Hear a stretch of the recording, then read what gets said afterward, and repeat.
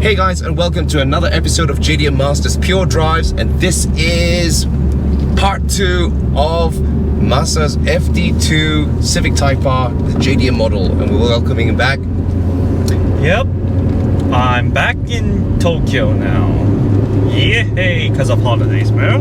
That's nice, it's so good to have you back. Yep. So a lot of you guys commented in the review video of the FD2 that we didn't drive the car. Unfortunately, the last time it was raining, and we were in the big city, and we had tight schedules that day, so we didn't have a chance to drive properly. Yep, but we're back this time. Yeah, and in really good roads of Hakone. Oh yeah, which is terrific. Terrific.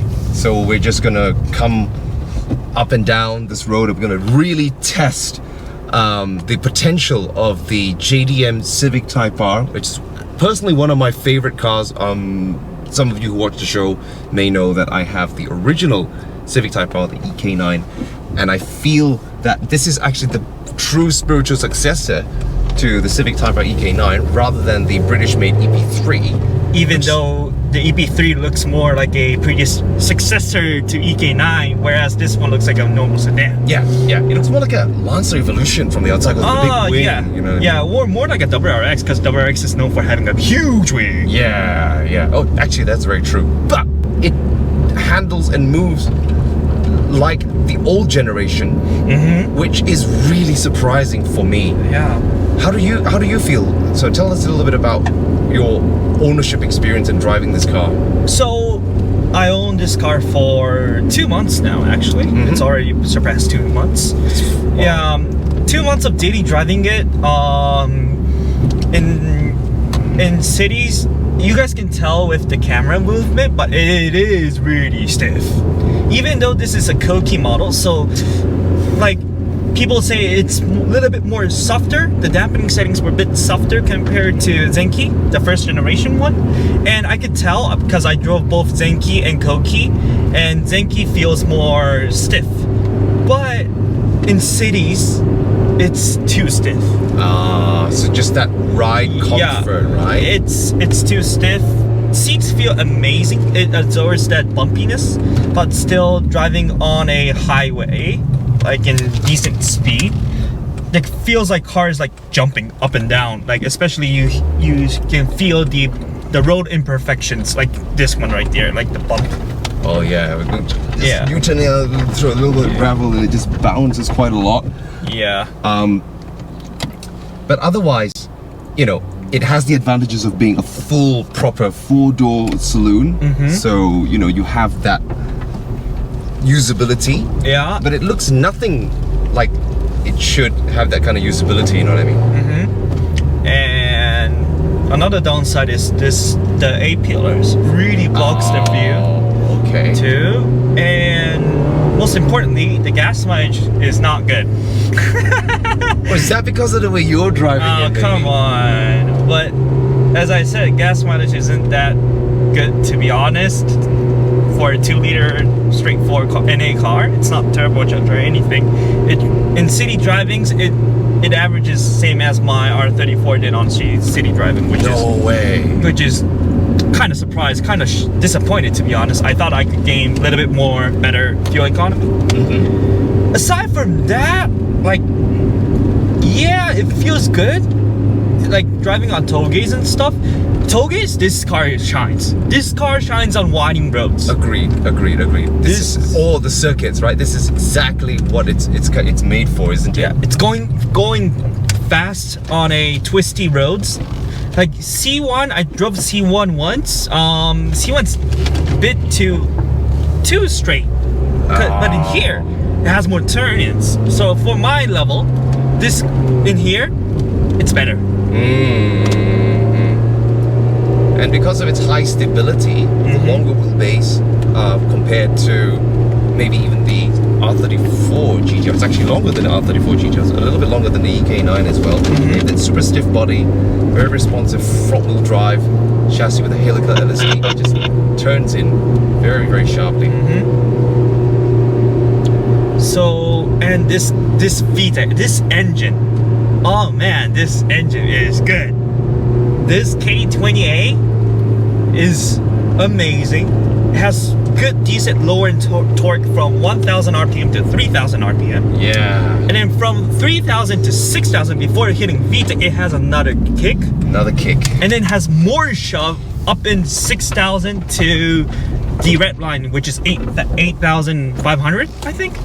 Yeah, yeah. And it's just linear smoothness. And that's one thing about the NA engines that you can't get with turbo engines is that response. It's an on-throttle response. Yeah. Turbo engines, you got the lag, you got to wait. But with this, okay, let's try this. Yep. Listen to that.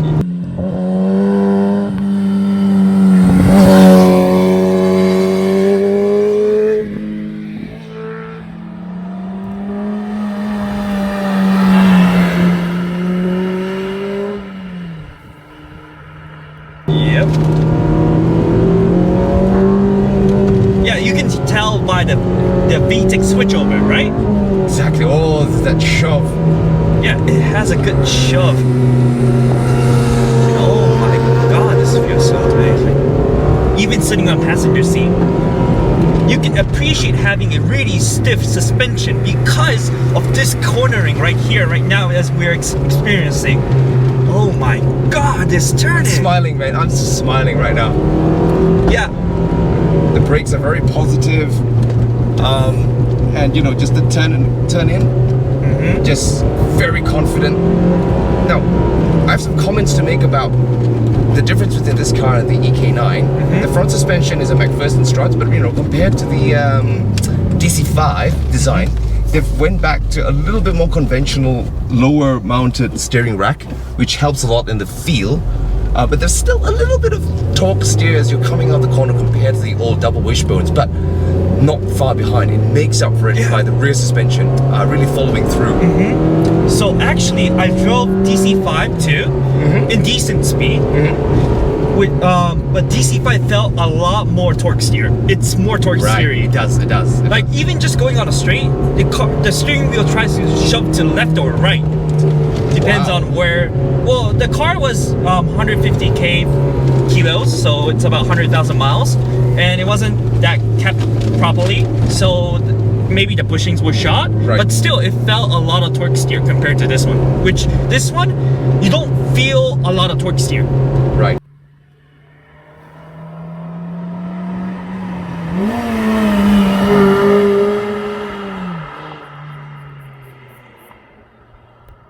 Right. That is it. And the brakes are amazing. And corner, it feels more stable. Man, this car feels amazing. But the turning radius sucks. You know what? The turning radius is exactly the same as the Lancer Evolution 10 at 5.9 meters. Which is bad. Which is pretty bad because most front-wheel drive cars are like 5.4. Yeah. So. Yeah, exactly. And also the base Civic, which is FD1 or in some case FD2, depends on the trim level.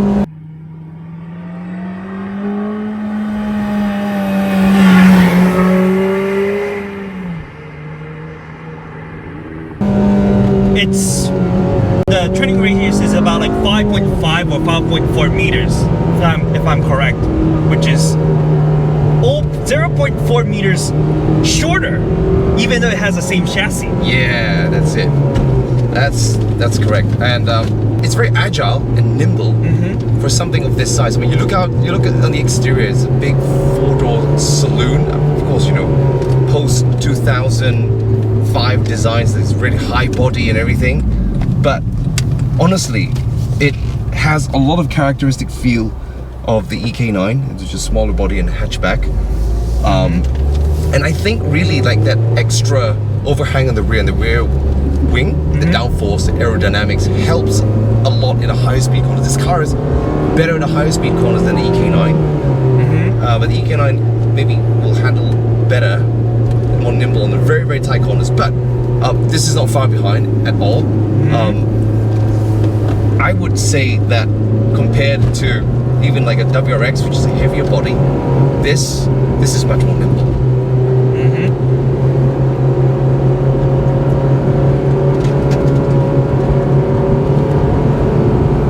fantastic feel. I mean, Honda cars already have a very nice direct steering feel, but the Type R goes a step further. You know, really goes a step further. It's just really race car like. It's really a race car on the road kind of feel. Even Keiji Tsuchiya himself said that, you know. So Masa, yes? You've also driven the BNR 34 of your dad's quite extensively also on this road. Yeah. How does it compare? You know, one is a heavy turbocharged four-wheel drive car. This is a much lighter, responsive NA four-wheel drive car. What's your impressions? So two things I noticed about a car right after I drove this and R34 is the weight and the lack of lower end on an RB26.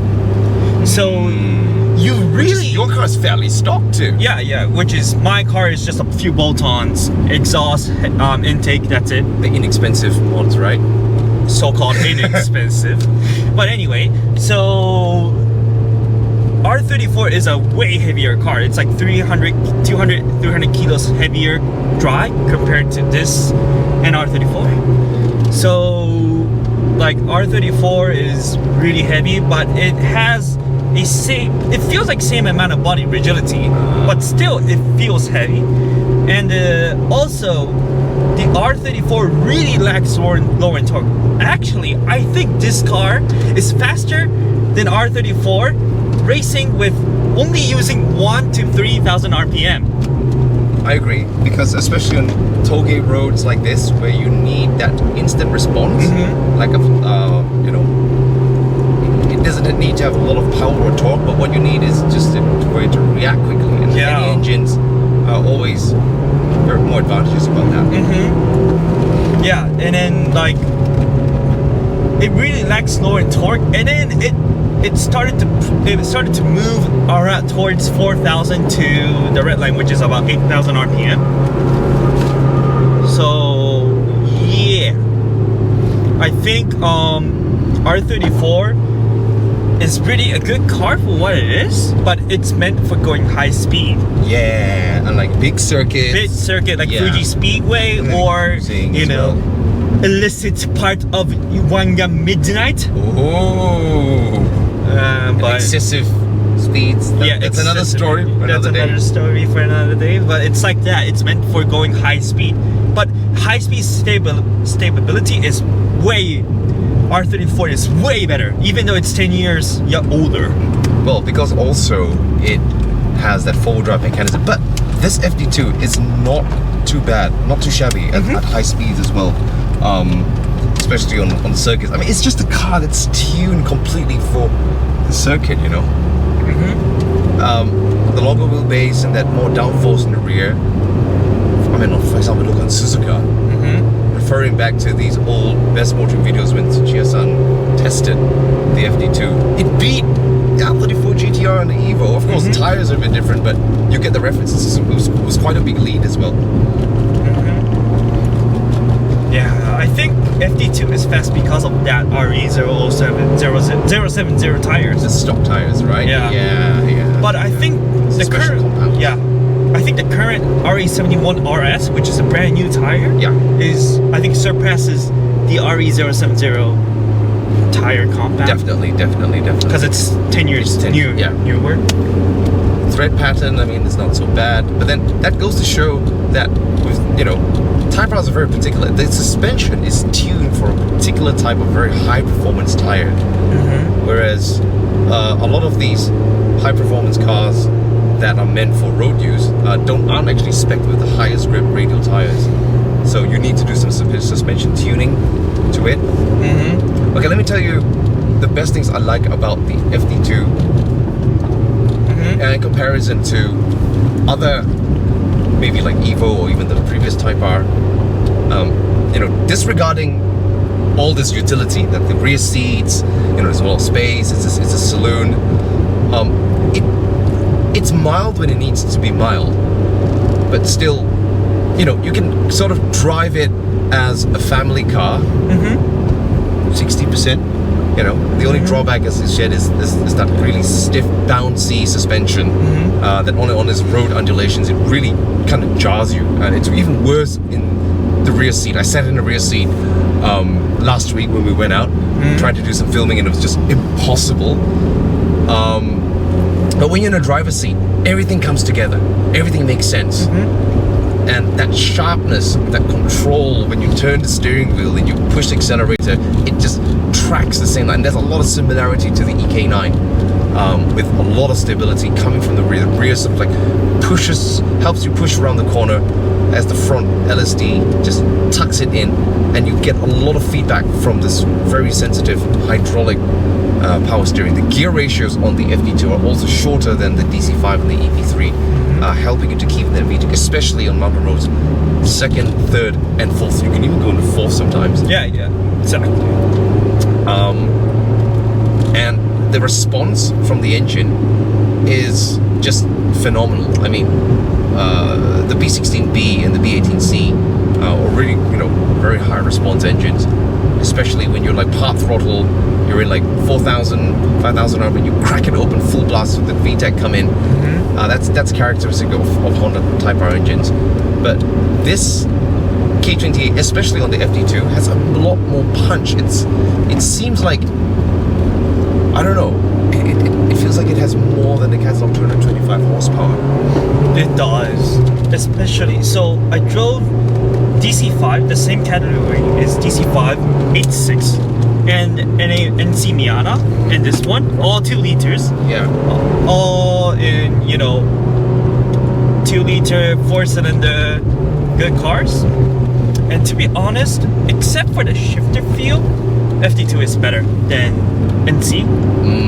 Because NC is right under the transmission. It's direct. It's direct. Right. This feels like a Gran Turismo shifter, It's still a cable, but it's really nice for a cable shift, to be honest. Yeah, it's nice. And I added the Mugen shifter, so it feels more crisp. It's a bit crispier. That helps a lot. That helps really a lot. I think it's a good mod to begin with, to be honest, because it's not that expensive. So it's just these 4 rubber bushings, right? Yeah. And the short shifter itself. That helps a lot. Really helps. And aside from that, this car is much better. I drove 8.6. I test drove it. I bit hooned a little bit, but the engine feel of this one is way linear. The pedal feel, like the pedal feel of everything, acceleration, the accelerometer, the brakes, the clutch feels way better. Yeah, the clutch of the stock Honda Type R's, it's not that stiff to operate, and it gives you a lot of feel, especially when you're downshifting. Exactly. That's what lacks from 8.6. 8.6 feels like nothing. It feels like it's just a spring. It feels like just a spring. Like you just pressing on the spring. But whereas this one, you feel like you're pressing the clutch. If that makes sense. Because the modern cars, or like modern cars, this is modern.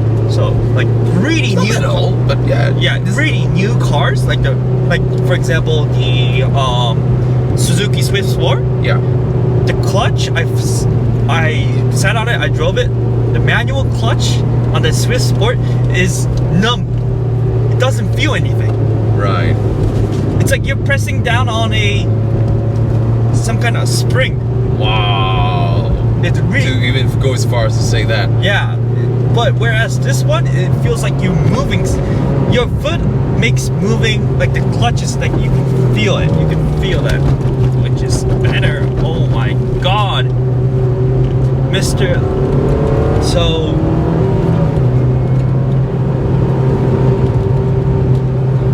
I think you jumped a minute there. Yeah. That was impressive cornering, wasn't it? Yeah, I know. Like that's why I shut up myself.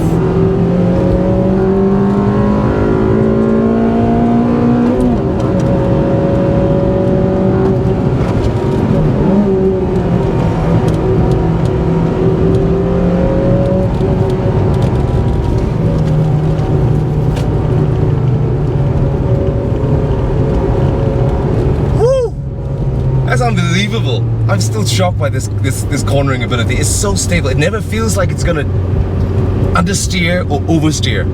at all. Exactly. You know? Wow. What it is. That's really impressive. You fell in love? That's lost for words, definitely, mate. Yeah. Oh, look what we have here. Another Ikenai. Naniwa? Naniwa. It's from Osaka. It's Koki. Okay, guys, so that was part 2 at the end of the review of the drive of the JDM Civic Type R FD2. Thanks to Masa for coming back and joining in again. You're welcome. And let us know in the comments what you think of it, and if you'd like us to test other cars, maybe other Type Rs. Some people have been saying, too many Hondas. You want too many Hondas. Too many Hondas. Yeah. Too many Hondas, bro. If you're surrounded by Hondas, you know what we're gonna do. But you know, it can't be helped. Well, we also like other cars: Nissan, Masa, Subaru, Mitsubishi, anything. We love all JDM cars. Yeah. Thanks for watching. I'll see you guys next time. Take it easy and have a good day. Peace out.